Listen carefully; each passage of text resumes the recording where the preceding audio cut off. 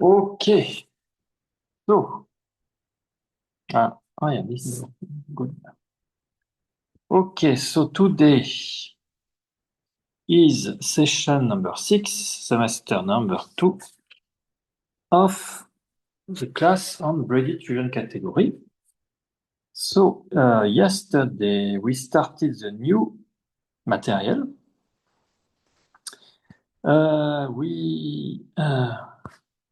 So in fact we made a new section, equivalentization and disequivalentization. So this section dedicated to these two processes. So first, we consider this process in general for general linear K-linear category, and then in another subsection we will consider the tensor category. So in this section dedicated to linear setting, in fact, there is no, so they are describing what we said yesterday. So the main result, which is written by it.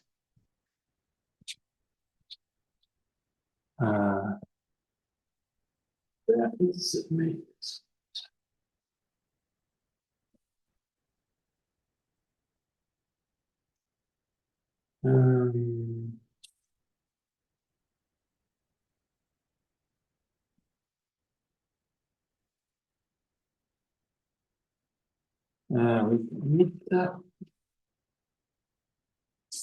Maybe I did not state it properly.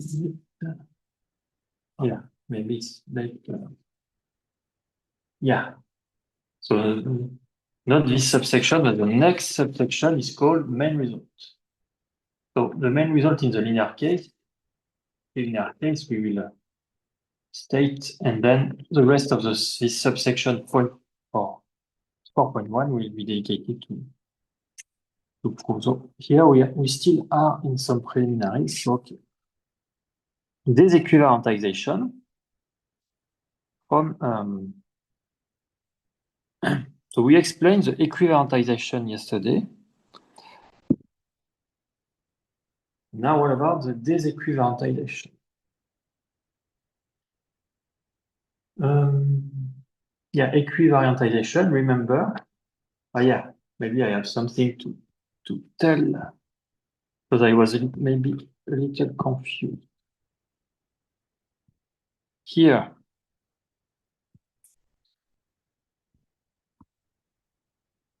so J equivariant object, so the equivalentization, the J equivalentization of a category. So you have a category in which the group acts, and you consider the category of J equivalent object of this form. So X is an element of C, and you have this collection of isomorphism.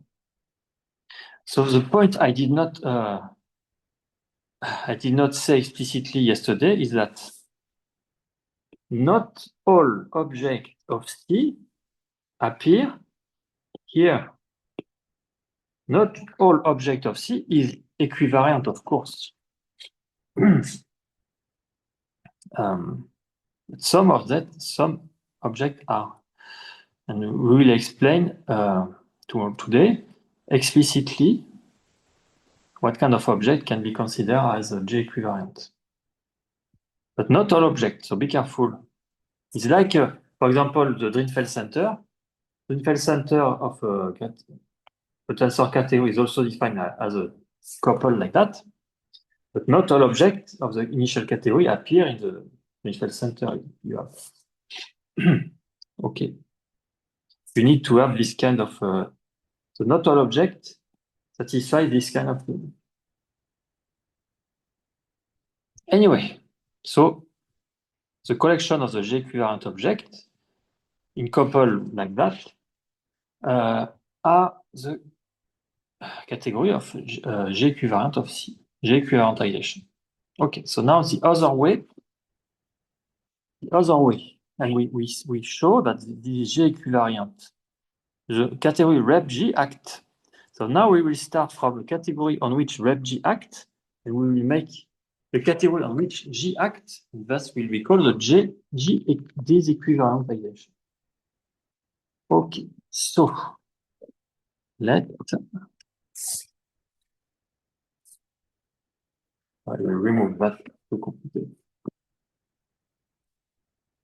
So called. So let A. So we consider that an algebra object in rep of G. So you consider this algebra the algebra of function from the group to the field. The algebra of function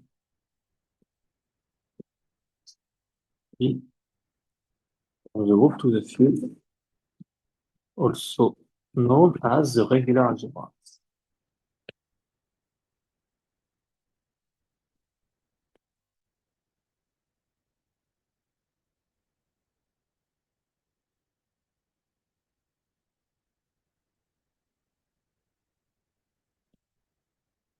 In fact, this algebra will play a central role in this kind of construction, disequivalentization. Let me say something now, and I will repeat later. So disequivalentization is a specific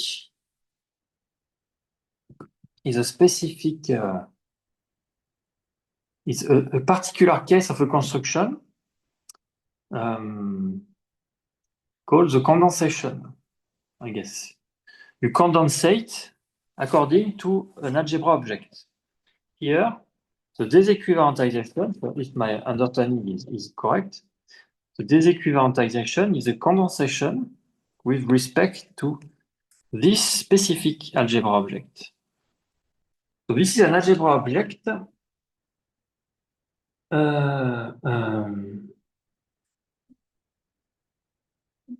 in rep of G. So we'll consider a category in which rep of G acts, and A will be a specific algebra object here. So le groupe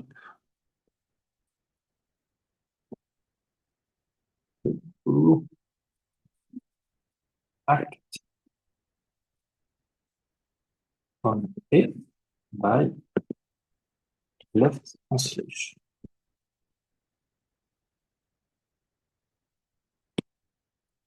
And this one is nothing but if you consider function this way, you have what is this new function. So it's like that. This is the way the group acts. So F in A, X and G are in the A. So in particular, this A, as I said, is an algebra object in rep of G. Left translation, so A can be viewed as an algebra object in the monoidal category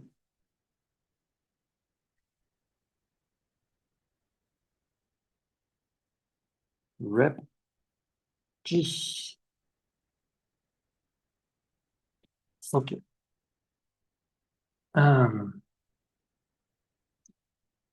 Okay, so now we consider a category on which rep of G act. More precisely, let D be a Karoubian category equipped with a K-linear action of rep G. Let D be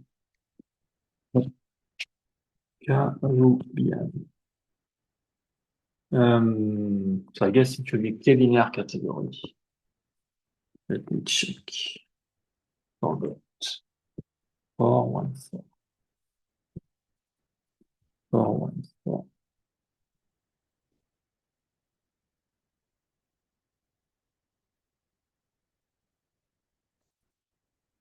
Hmm.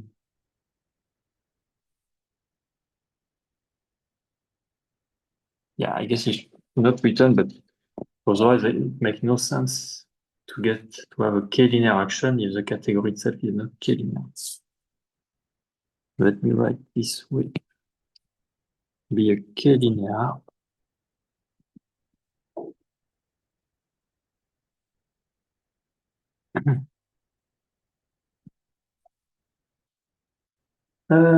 Carobian category.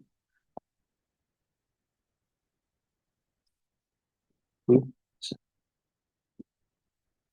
with a K-linear action of red chip. Linear action of red chip. Okay. Since RepG act on D, we can define the notion of A modules. Because A is an object of D, is an algebra object of D, so we can consider the A module in D. Since RepG act on D and A is an algebra object of RepG, we can define the notion of an A module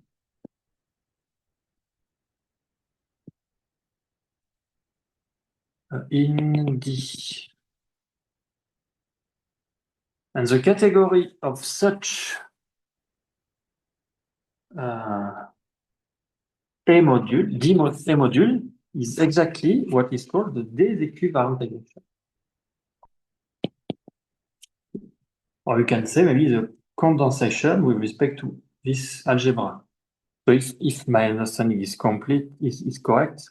So I did not make any class about condensation.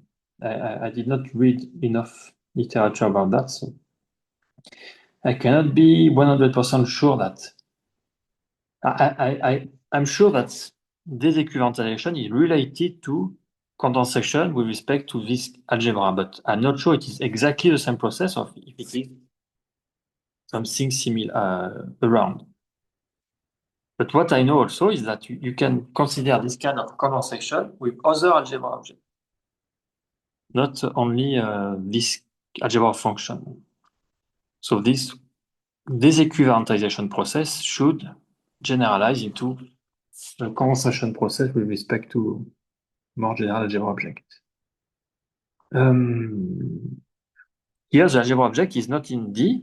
The algebra object is in a category in which acting on D. So it's maybe a little more subtle than we can expect. Okay, so the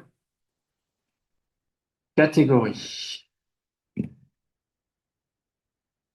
of A module, the category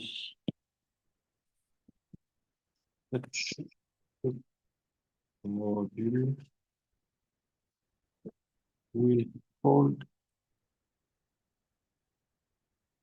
the déséquivalentization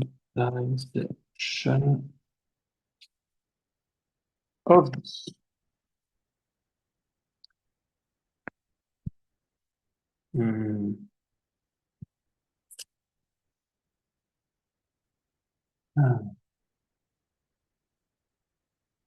Okay.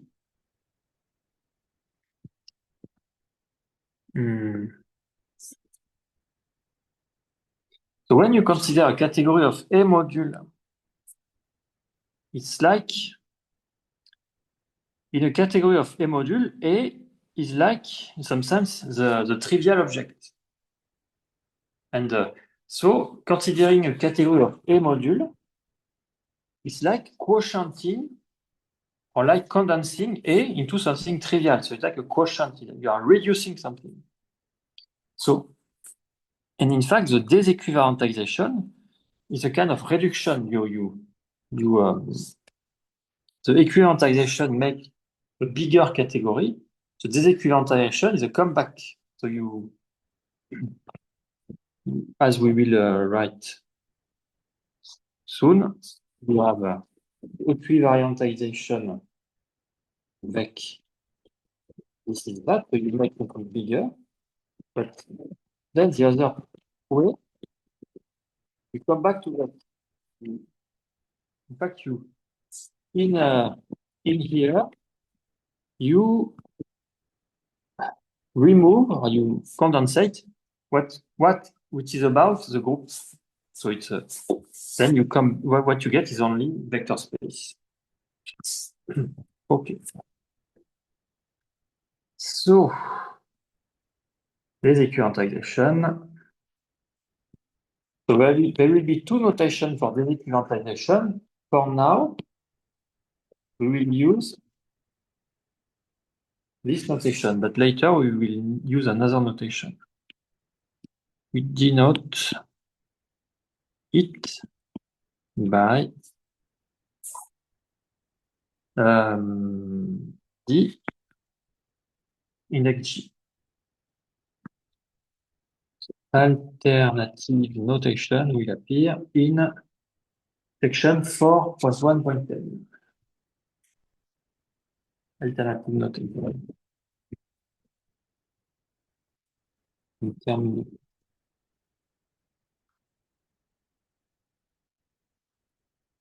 Will be introduced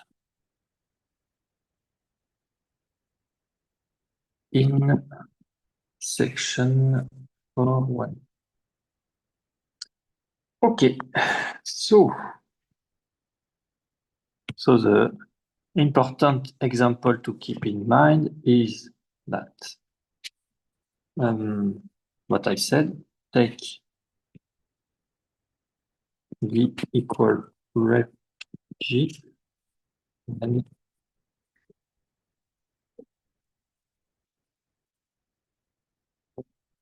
of course this will be true in general. This is the main theorem. The fact that CGG is, we come back to C.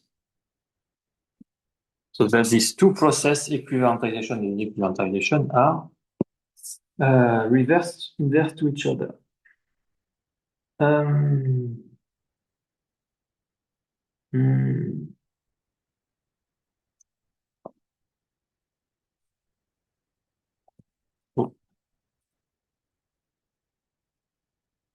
Oh.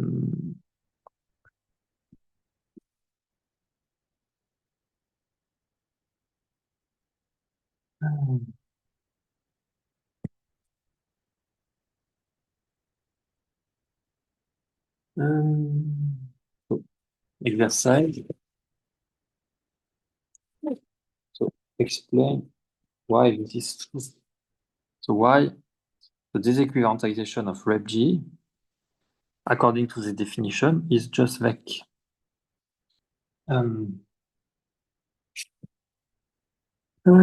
So, if I'm not mistaken, this left translation is a left regular representation.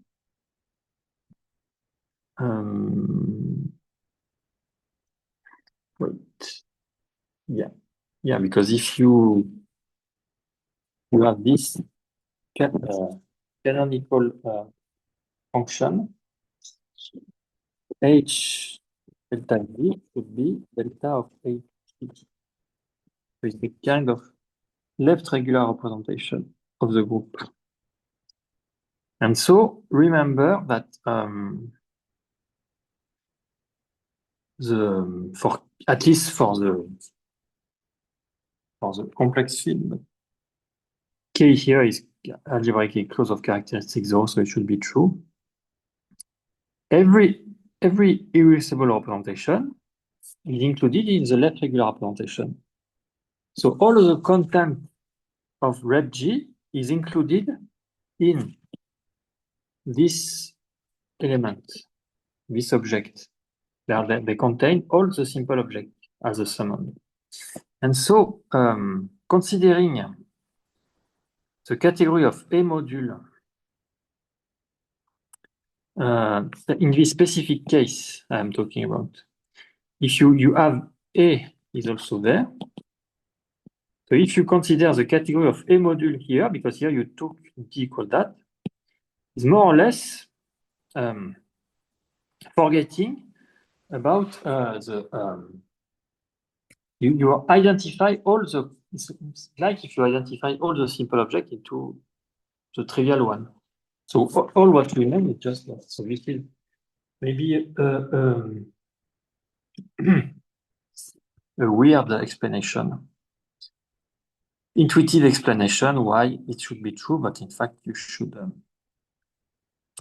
We will provide a proof in general, as I said. Rep G is nothing but vec G, but we know that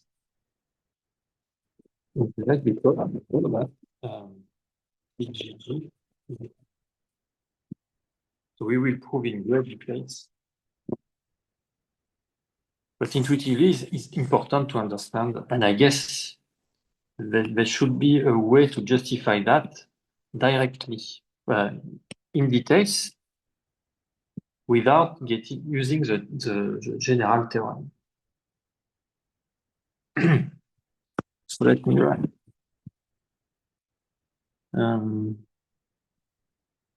Something.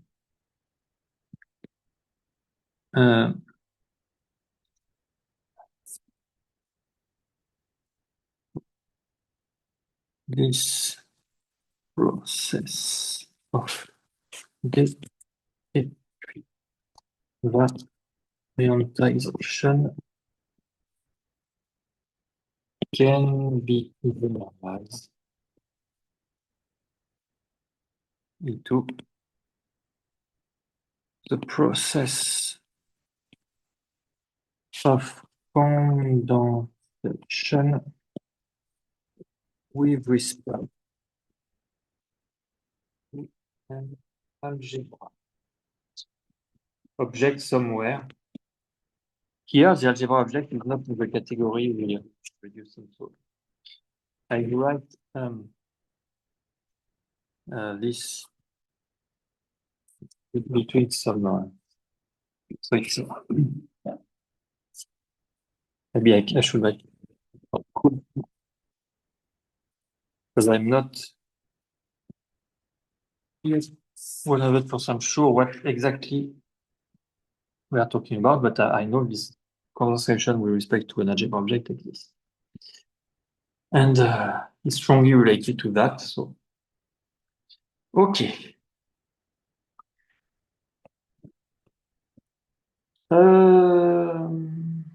Next.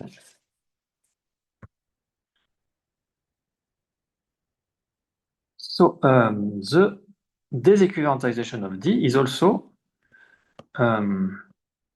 Karoubian. Clearly, BG is the Karoubian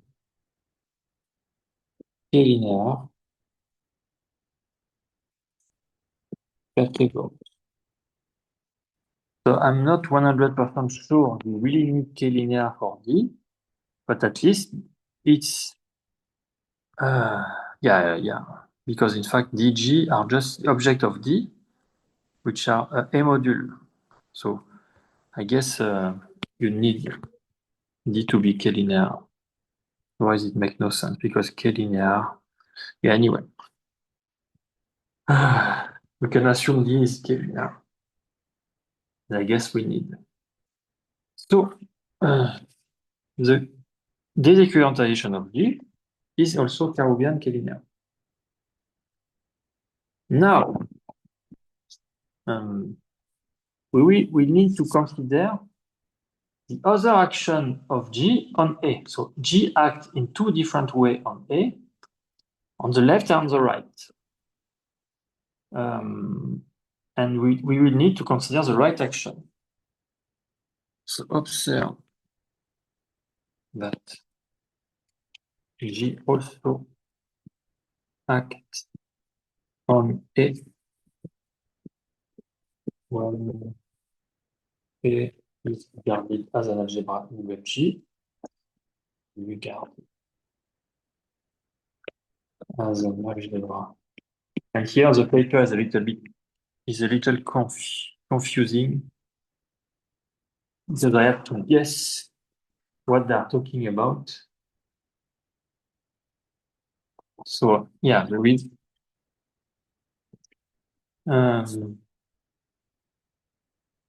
this corresponds to the right translation.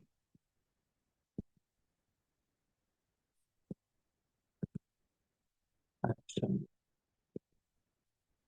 of G on A equals function on G. So the right translation is just like that. So if you want to use another notation, because we use a notation for left translation, if you maybe in the literature you use this notation for right translation. It's not just the notation. Is just f of x g. Like that. F in A, G, X in G.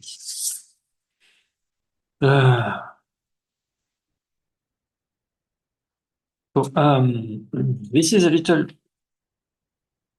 the paper as a specific paragraph is a little bit confusing because observe that G also acts on A when A is regarded as an algebra in rep G. In fact, by definition, object of rep G are by definition object on which G acts. So when we say when A regarded as an algebra, this makes no sense to me because it was defined as an object here because G acts by left translation. So saying regarding as an algebra, this is not clear.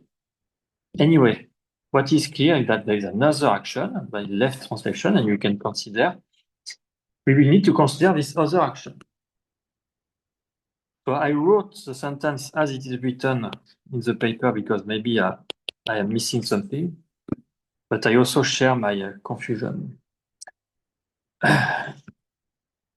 Okay, so this left translation. So we have another action. We don't care about because it's regarding as it's just another action. This right.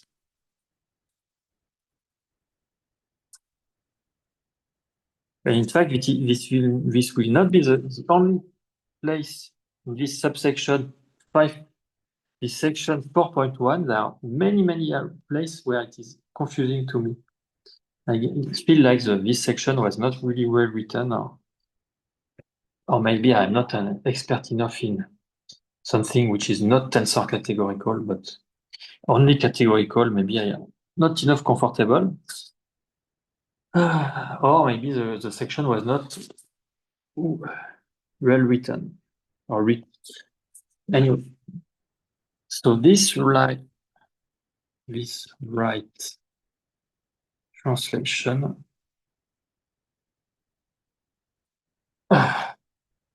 action induce a G action of the category of A module in D. So now we get, so with this other action, G act on the disequivalentization.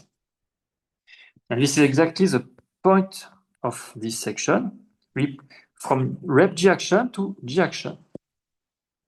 So you have D on which rep G act, you consider this algebra object A, you consider the A module in D, and this we call that D disequivalentization, D index G, and now we know that G acts on the disequivalentization.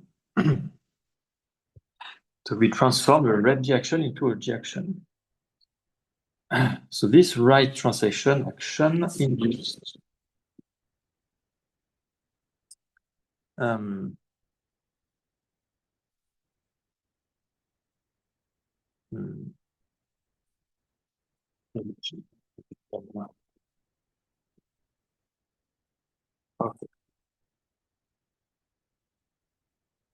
Off, on, I guess. On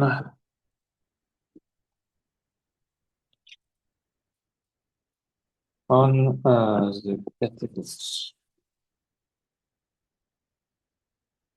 of A module in D.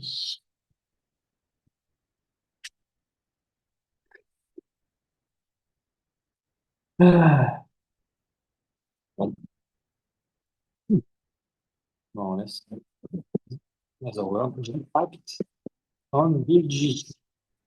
And that's all. So the paper did not even specify what is the action. So it is confusing also. Here you have to guess what action they are talking about.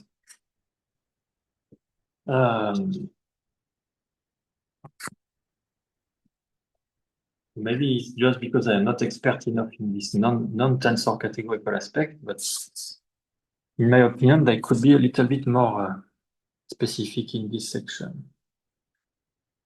So let me share my guess about what should be the action.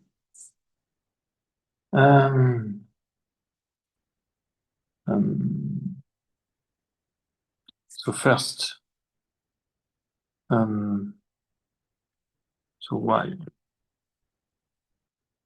So do we need the fact that left and right root?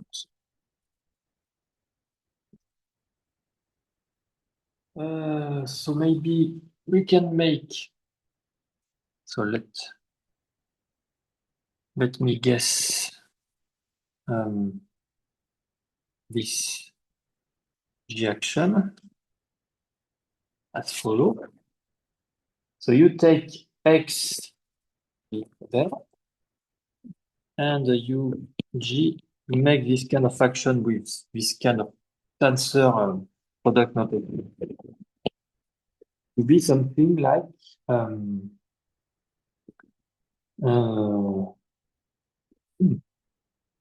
so you know that G act on A, so you have the G action on A. So this G action on A, this is also isomorphic to A. So G act on A, so you use a right action like that. And then we know that X is an A module. So you can do like that. So I should not be far from the truth by saying that the G action they are talking about is something more or less like that.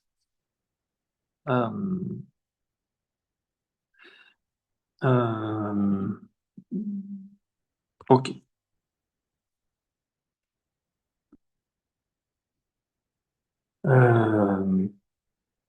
Maybe we don't even need the parentheses, but you can first make A act. Yeah, anyway. Does not matter. So, okay. So you should not consider this as for granted. This is just my guess. But this is, yeah. Anyway.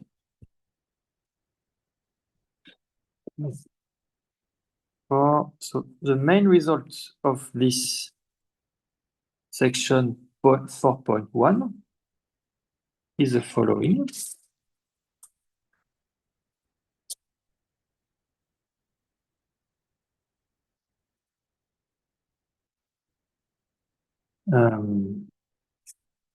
Following theorem 4.4.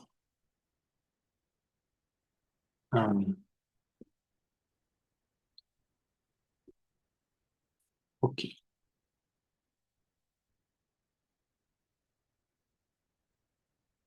Well, it's a theorem with a lot of words.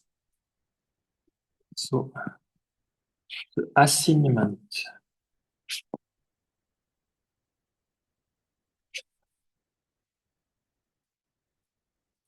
E map to E equivalentization and D map its disequivalentization define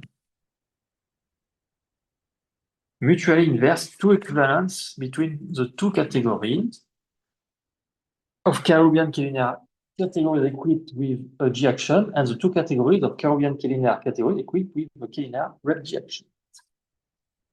So define mutually inverse two equivalents between the two categories of Carobian K-linear category equipped with G action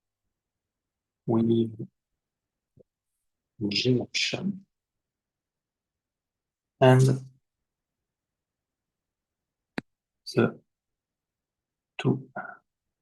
categories of Carobian K-linear categories equipped with a K-linear rep G action. Rep G.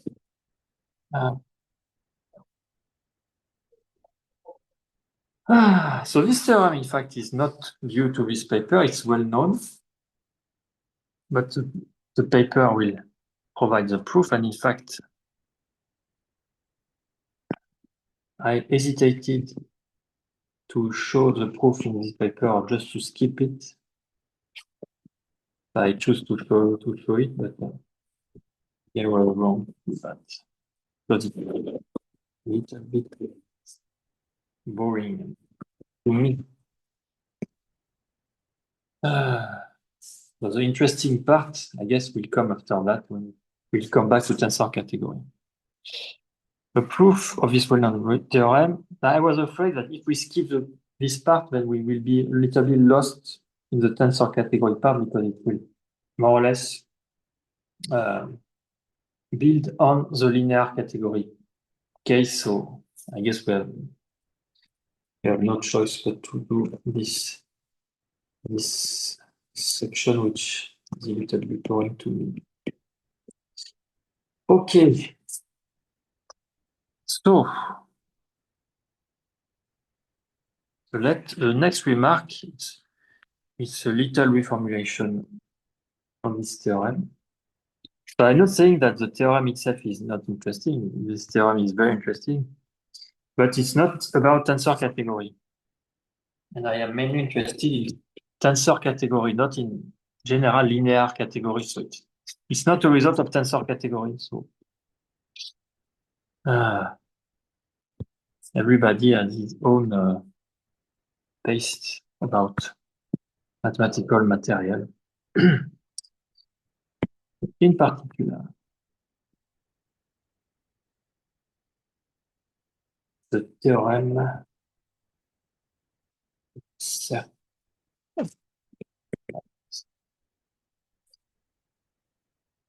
so for any K-linear category C endowed with a G action, there is an equivalence between C and the disequivalentization of its equivalentization, which is compatible with the action of the key.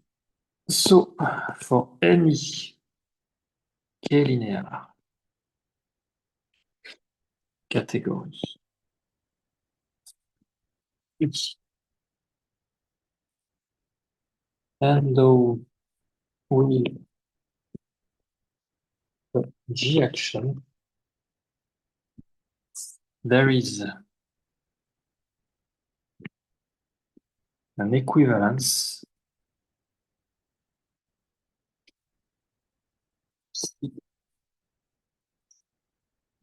equivalentization, which is compatible with the double action or G action. Compatible with action of G. And the other way, similar. And for any Karoubian k-linear category D, Karoubian. So in the first statement, we don't need Karoubian. We need Karoubian for the second statement. That's strange. Because we are talking about Karoubian. Let me check. Remark. Yeah, the theorem says that any Karoubian k-linear. Any. Yeah, Karoubian. Like Karoubian. Karoubian. Although.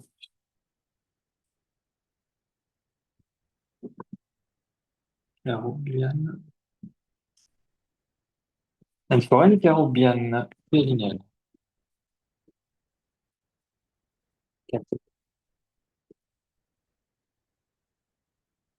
Though we have k-linear action, there is an equivalence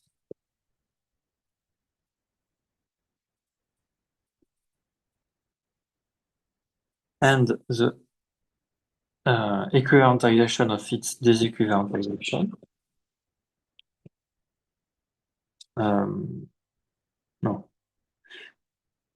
This is the disequivalentization of its equivalentization here. Disequivalentization of its equivalentization. This is the disequivalentization of the equivalentization. Which is compatible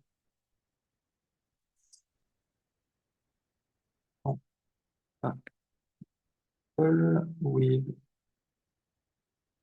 action of the key. Okay. So I will just write the title of the next subsection and then we will make the pause.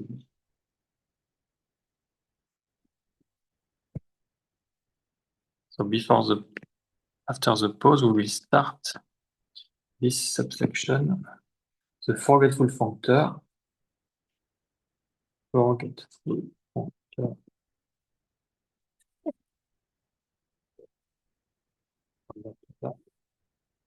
And the equivalence. C.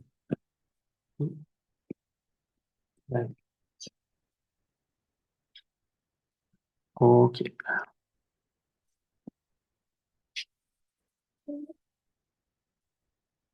Pause. Oh. Pause.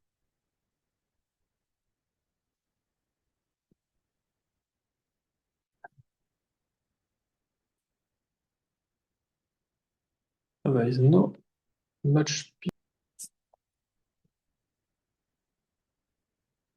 Okay, let's restart. So this new subsection, the forgetful functor from the equivalentization to the category itself and the equivalence. So let C Caroline linéaire catégorie with an action of the finite group G with an action of finite group G. So lemma. So the following lemma will essentially have no proof because it's considered as straightforward in the paper, but we will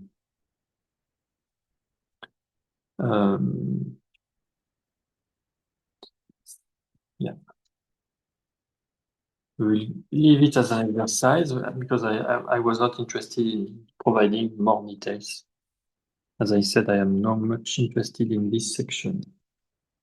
I want to go as quickly as possible. So the forgetful from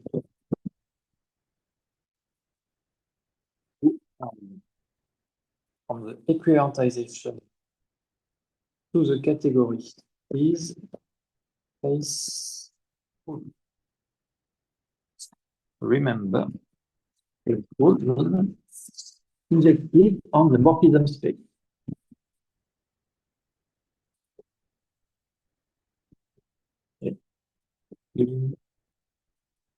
On the morphism space. And of course, this forgetful functor is just, so here you have a pair, object, and this collection of morphism, and you just give the object. Remember, and in fact, we will provide some specific about that. Not all object here is image of an object here. Only the G equivalent object here are image of object here. Not all, but we will see that this will be the point 3 of this lemma. Every object here can be seen as a direct summand of the image of an object here.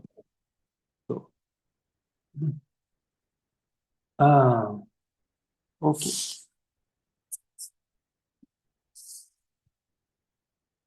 Second point. The induction functor and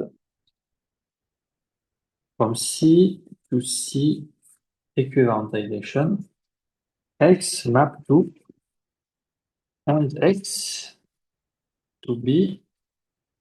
And here again, there is something you have to guess yourself because something is more or less missing in the paper. But they only provide the object. They define this induction functor from that to that. So from an object here, you should provide a tuple. So remember that not all objects appear like that. So it's not just you take the inverse of the face forgetful functor. It's not like that. This is, in some sense, in fact, it is exactly the adjoint of left and right adjoint of the forgetful functor. Anyway, so for an object, you need to define an object here. So you need to define a pair.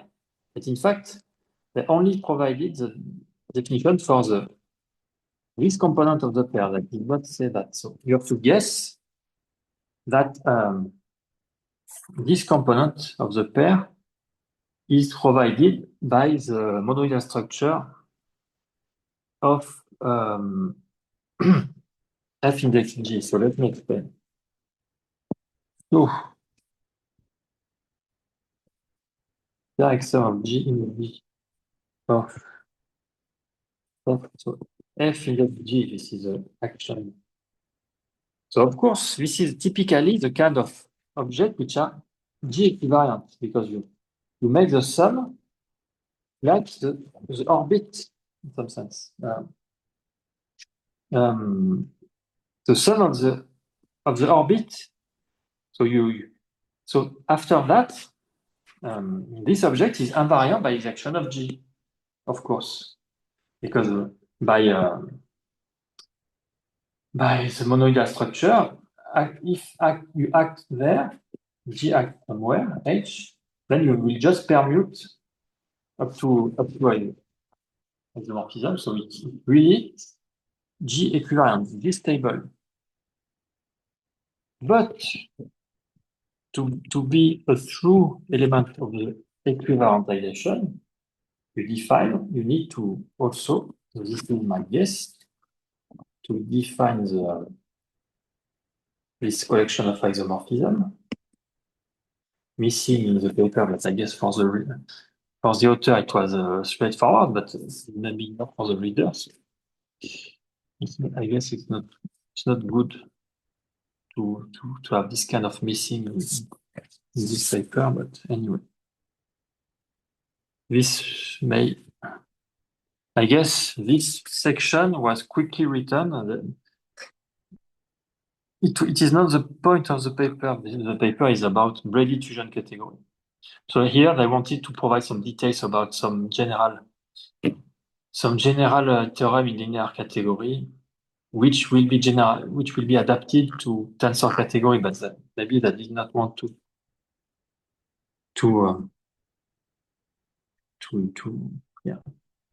take too much time. But anyway, so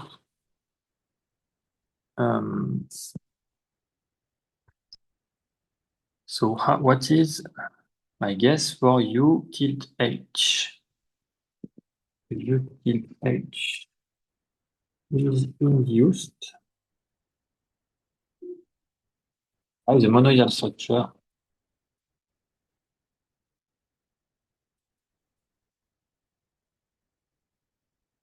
so remember we define the G action with this monoidal structure. And then UH tilde, so FH of direct sum G in G F like that, which is direct sum for G in G of FH compose F.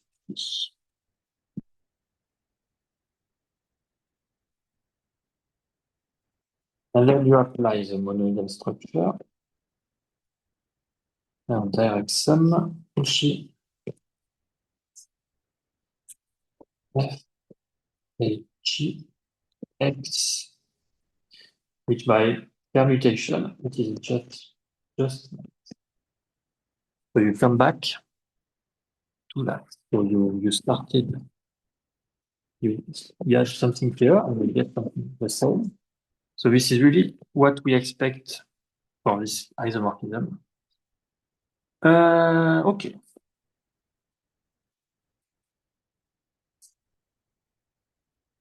So now you have the proper induction functor. So yeah, the induction functor. In fact, I don't even finish to write the statement. Is both left and right adjoint of the forgetful functor. So if you know the definition of left and right adjoint, in fact, you can derive. It should not be complicated to derive. If you define this as, but here it's a lemma, so you define like that, and then you say it's a left adjoint. So you can just say define that as a left adjoint, and then maybe it will be this guess will become we have no choice but to take that. Anyway. Third point. Every object X in C is isomorphic to a direct summand of an image of an object in the equivariantization. It's isomorphic to a direct summand of I, Y, or some Y in the equivariantization of C. And in fact, which Y? In fact, there is a specific Y you can choose, just the specific you can take Y equals end of X. So then there is nothing to prove, in fact, by definition. Where is it? Here, end of X is like that, and every you take a G equals a neutral element, I guess, and you get X is a direct summand here for G equals a neutral element, I guess. Yeah. Take and G equal. Okay. And the last point. Every object X in the equivariantization is the G equivalent direct summand of and of the forgetful of X. So we apply first the forgetful functor and then its adjoint, and you get X is a summand inside that. So is a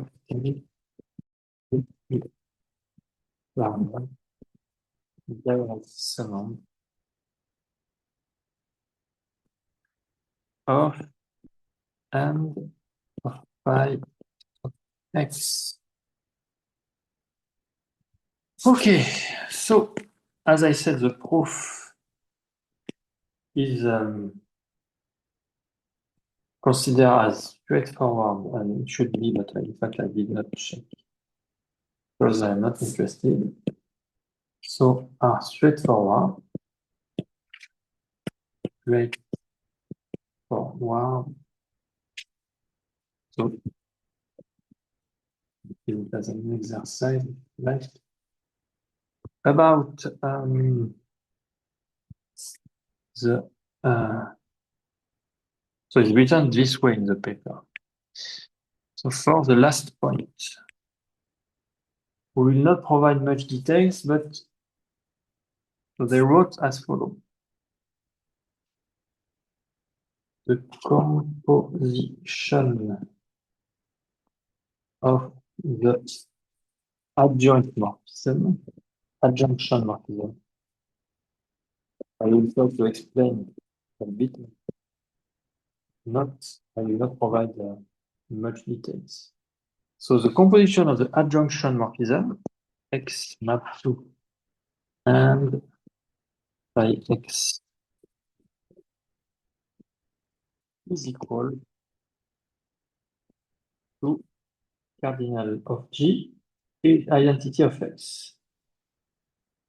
And I will try to explain what I mean by adjunction morphism, but no much more. And here we use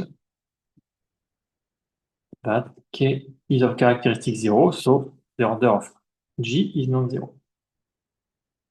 As characteristic 0, and so it is non-zero in K. So what about Adjunction.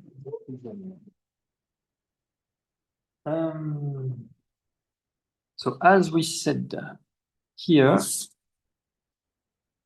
this is considered as a right or left adjoint of that. So there are two possibilities. So these two things correspond to the two possibilities. I guess this one is for left, this one is for right. So what we are talking about? Um,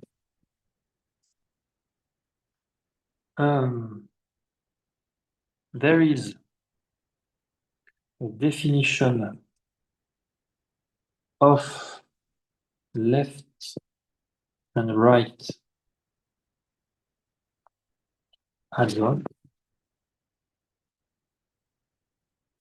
via universal morphism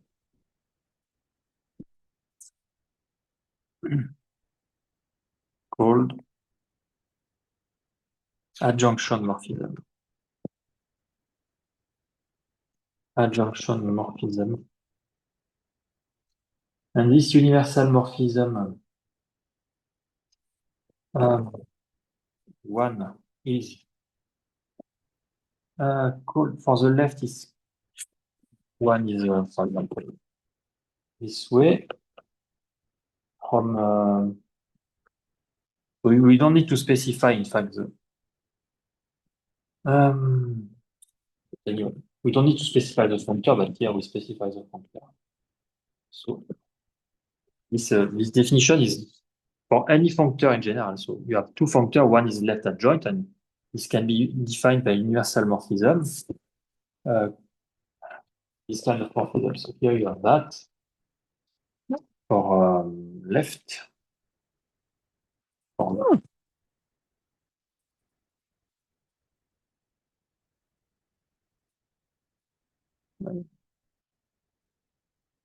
For left, you have that, and for right, you have something like that.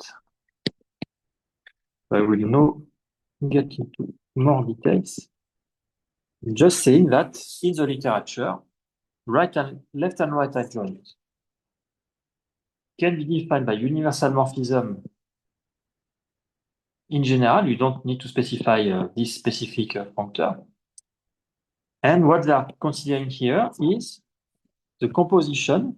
So here is eta f, here is epsilon x. So you compose, and then they state that in this case, the composition is just the identity times the order of G. So I did not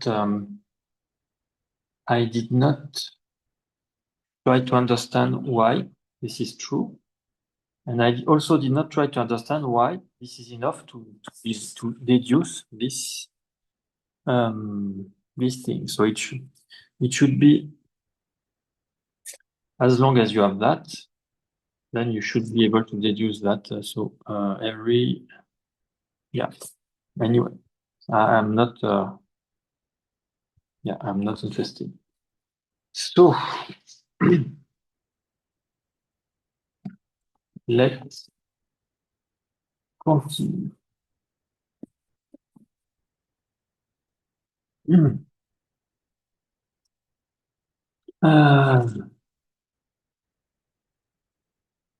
Okay.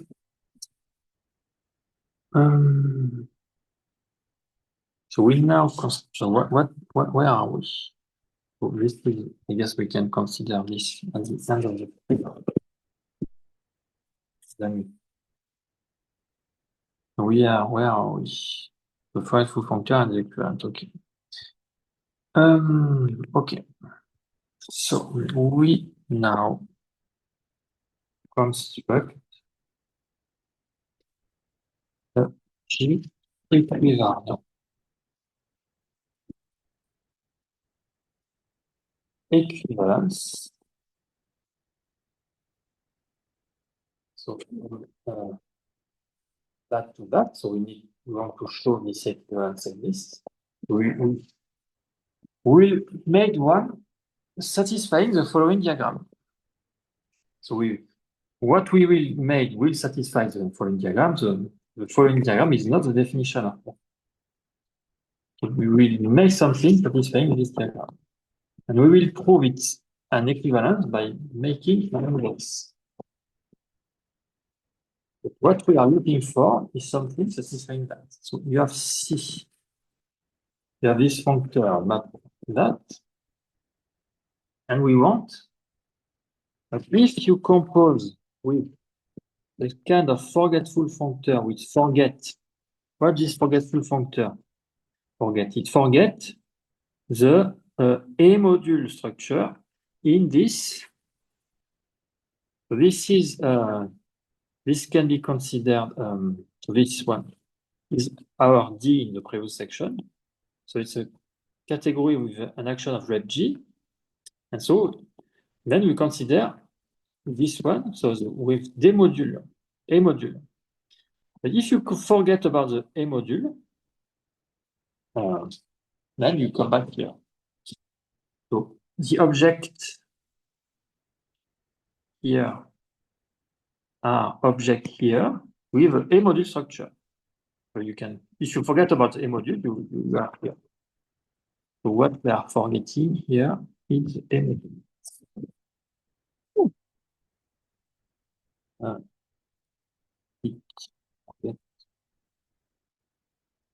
So module.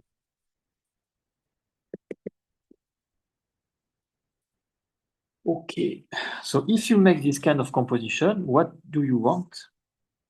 So we want to define such a F such that when you compose with this forgetful functor, what you get is exactly the induction mentioned before. And in fact, it's capital B. Okay.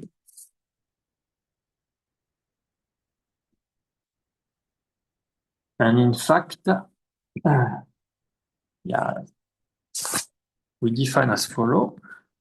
For X in C, define F of X to be so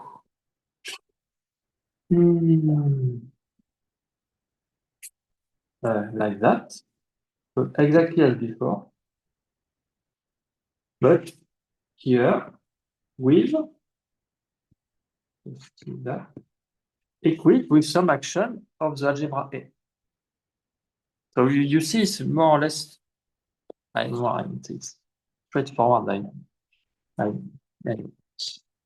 So equip and equip. So the point is that you can equip this object with an action of the algebra A and equip it with. So if you define it this way, then the previous diagram commute, or by definition, in fact, there is no. So and equip it with an action of algebra. Remember the function from G to the field as follows. So what is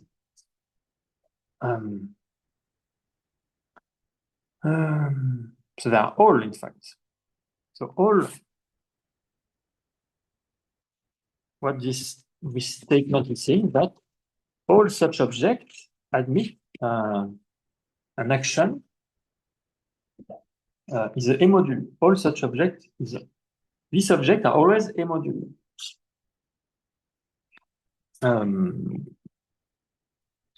This does not mean that all objects here are always a module. In fact, what this is saying is that this map is more or less finding all the A module here. All the A module here are of this form in some sense. As follow. So a function.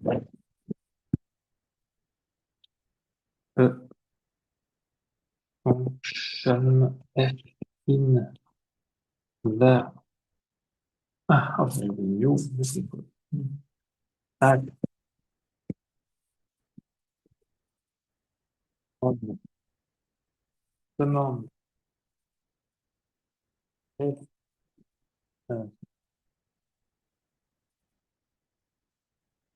uh, here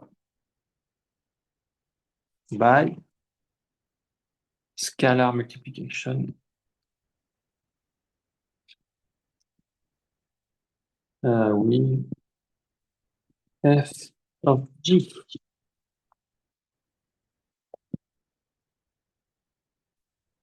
So you define this. This is your way to define the action of A. So it's an A module in this sense. Okay. So be careful here. There is a little abuse of notation because abuse notation. Why? Because they consider it's a little abusing them. Here, this is not an object in here, it's a pair. So this should be a pair. So the fact that you write this way is an abuse of notation. But you should understand what is not an abuse is that you can define an action of A by multiplying every such component by this constant. Okay. The functor, this functor f commute with the G action using the monomial structure, using the isomorphism. Remember, the G action is just applying this FG. So F, so because you have that, so yeah, FG of FG prime of X is isomorphic to FGG prime of X. Okay, and this is the way of the G action. So if you apply the action here,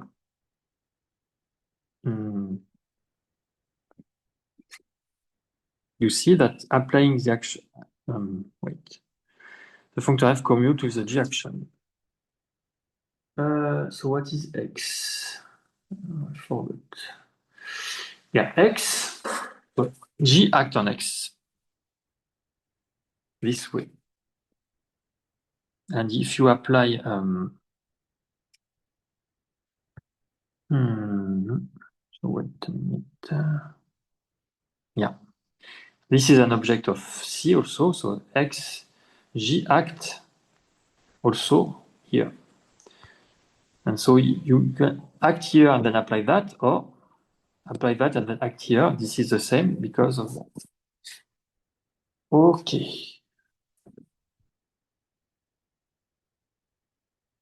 Oh. Now, proposition.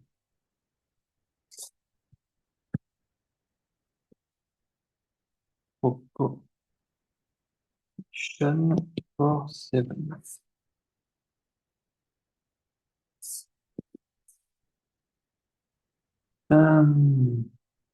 Now we can prove that the functor f c so the disequivalentization of the equivalentization is an equivalence proof.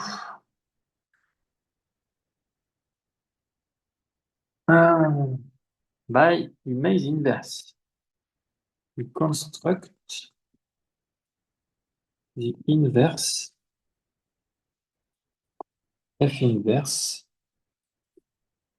So you take an object here that consider an object here, which is the G equivariant object together with the G equivariant algebra homomorphism between A and endomorphism space of Y equivalently.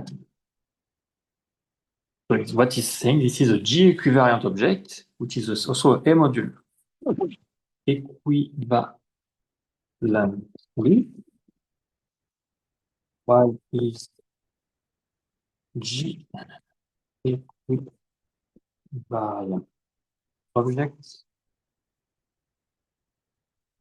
So by G equivariant object of C, what do we mean? We mean, yeah, it's a little abuse of notation because when we define G equivalent, it's like a pair. But then here you have, this is a category of pairs, and here you just the object here, which are a module. So a priori, what you should get here is a pair. Objects are also pair. So when you say the G equivalent as object here, you just take the first component of the pair, but the same abuse of notation as here. So, object of C together. Object of C together with, so it's a module, in other words, with the G equivalent algebra homomorphism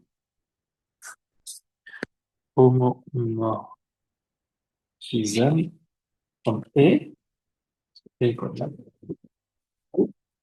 on of Y. No, this is Y. No? Oops, where is it? Yeah, Y.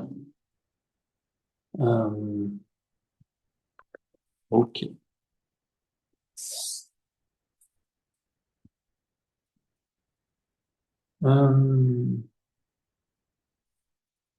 So you take such an object and we want to make an object of C.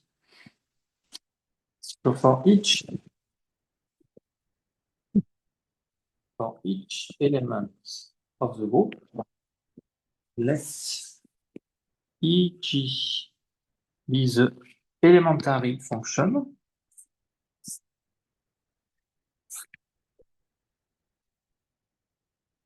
denote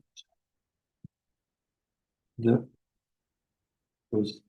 minimal idempotent, the corresponding minimal on your word, the function satisfying EG of G equal 1, EG of G prime equal 0, or G prime equal 1. Now, we use the fact that the category is Carobian, since C is Carobian. The idempotent split, so it's idempotent complete. So the image of the idempotent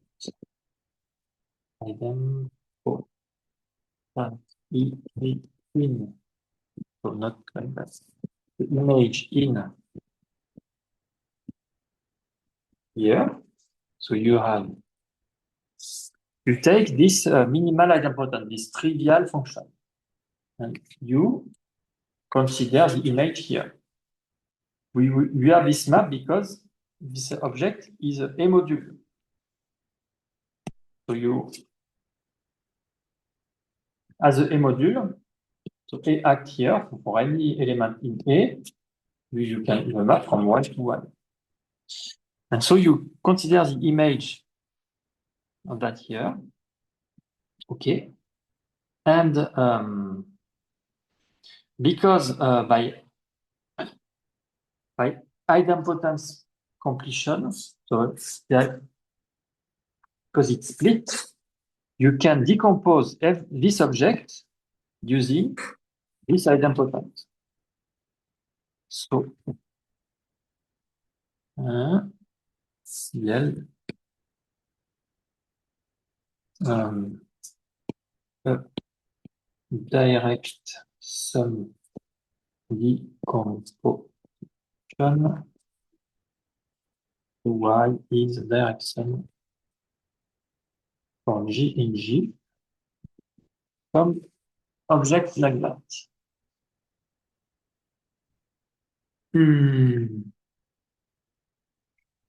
Okay. So this, I don't want to go into the details again, but it's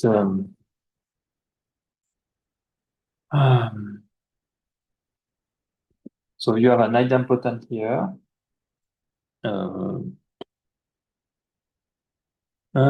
So it means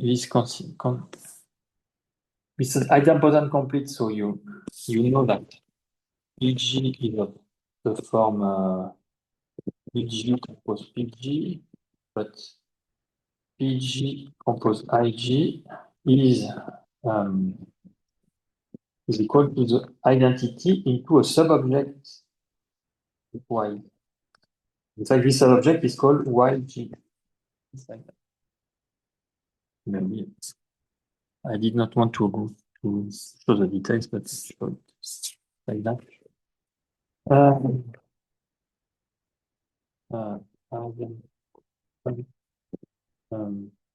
To split.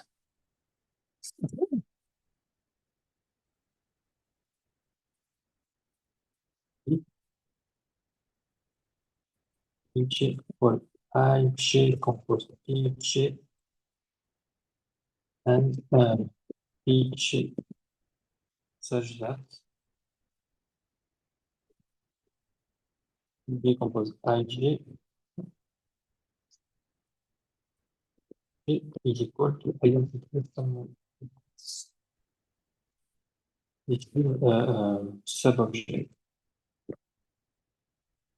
of one. And so I will deduce which can. So this object, in fact, the direction of the object are exactly as over to one. So it's a split.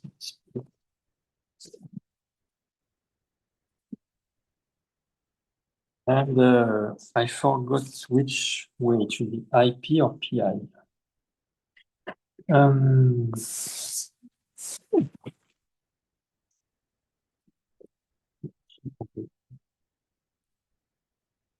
One is a monomorphism, the other is an epimorphism. So wait, let me check. If I this one from this is a mono.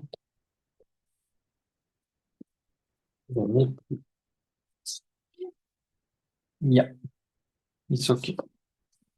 So you use that and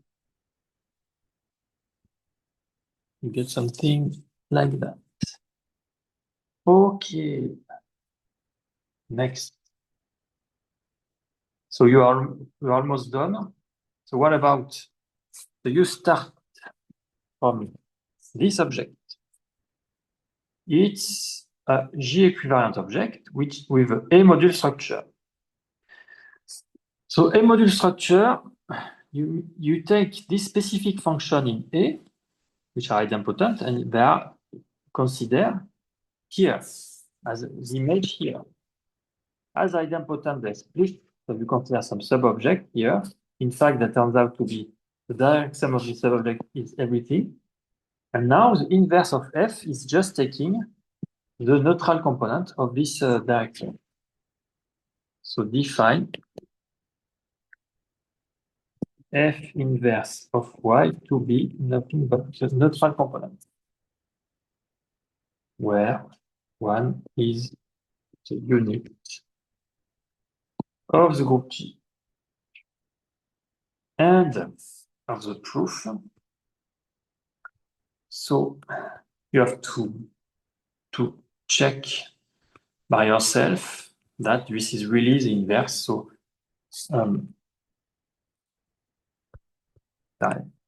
the categorical inverse. So the composition of F with F inverse is there is a natural transformation, natural isomorphism with the identity or something like that. So exercise.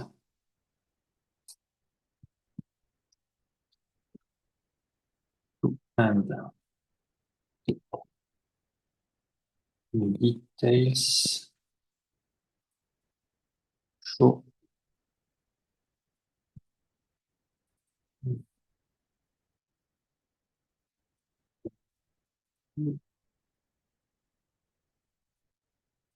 one with the identity of something. There is natural isomorphism. Is a definition of equivalence of categories.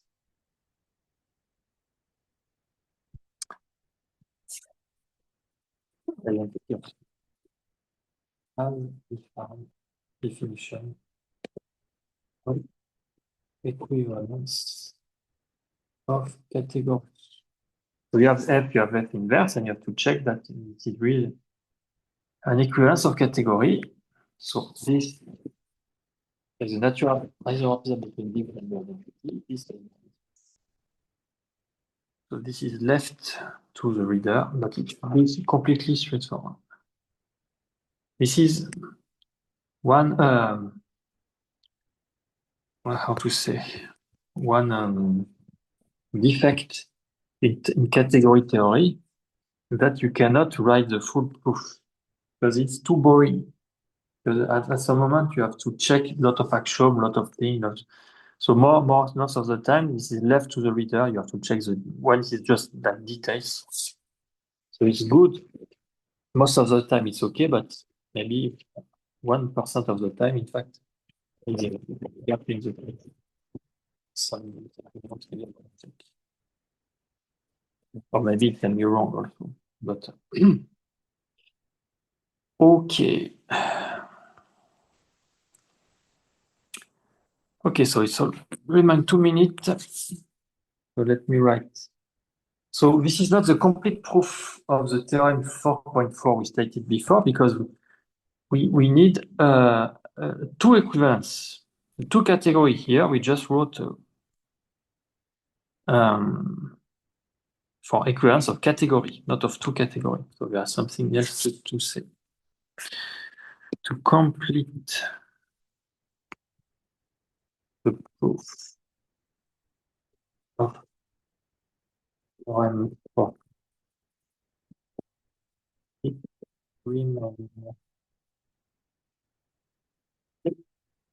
but the two functor sigma is the two equivalence.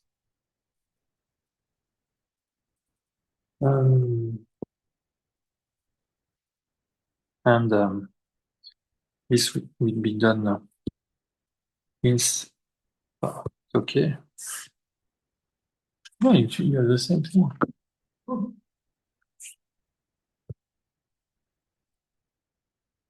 I will be blocked. It's only 10 pages, right? Yeah, but I don't understand. What? You can write here. So section 4. So let me write it.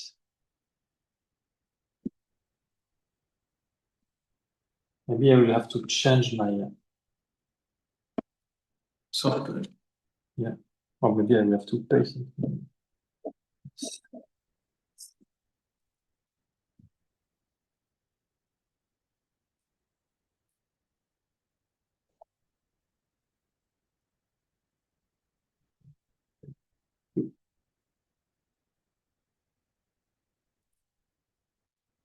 So this section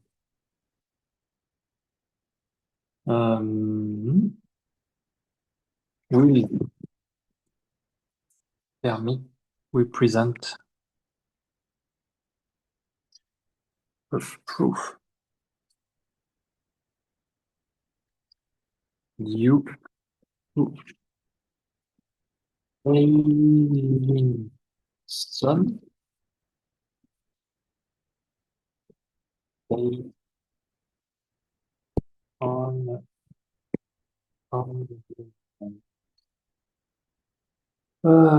this one.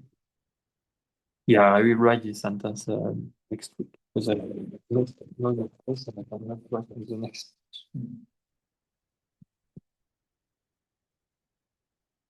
What they want me to pay? What? Have to pay No, or 15 euro. or you can do another thing. What? So you can copy. So whatever you did today, Yeah, I can copy in another software. and then you remove the all those things and you install it. Okay, so see you next week.